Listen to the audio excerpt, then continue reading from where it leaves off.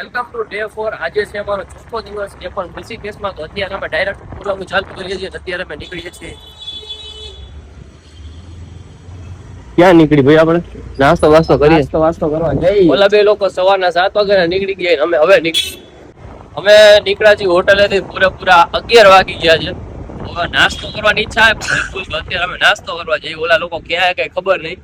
આથી તમે ખાલી પહાડીનો વ્યૂ જોઈ લો.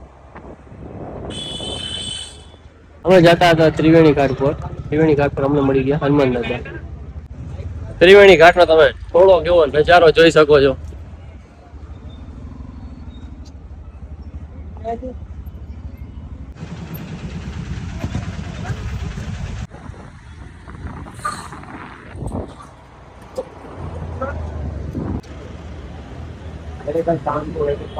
આ નાસ્તો કરો ઉભા રહ્યા હતા સેનાજી પરાઠા વાળા પાછળ 4-5 બ્લોગર મળી ગયા અન્નો ને એવા. ખબર નહોતી કોણ હતા.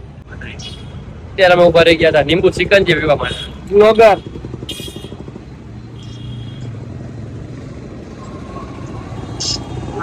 વત્સલભાઈ નો ફોન આવ્યો છે. આ ઉદય શેટ્ટી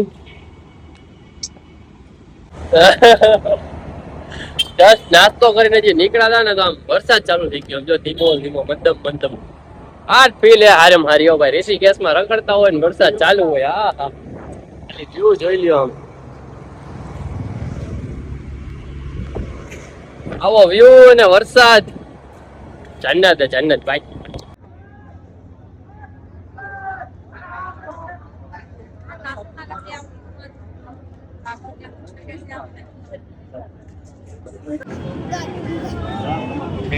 કેદી પાછા કેદી આવ્યા?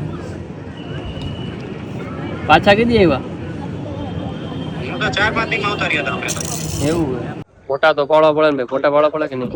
ફોટા પાડો ના પડે કે ફોટા પાડવા હતા. આવી બધી જગ્યાએ ફોટા નો પાડી.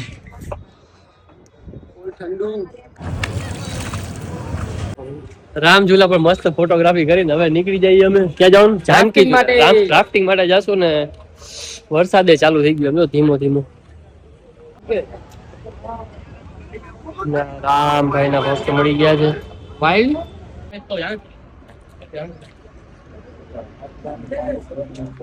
હાલો भाई हालो ये भाई हमको लेके जाने वाले हैं. चुप बैठो चुप.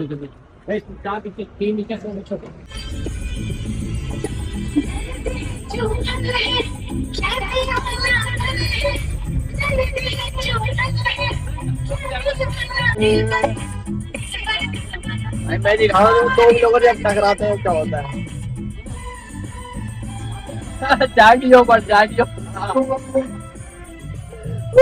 तुम जा रहे भाई राफ्टिंग करने. तुम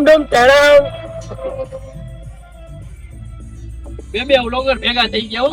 એક કોટાનો ને એક રાજકોટનો.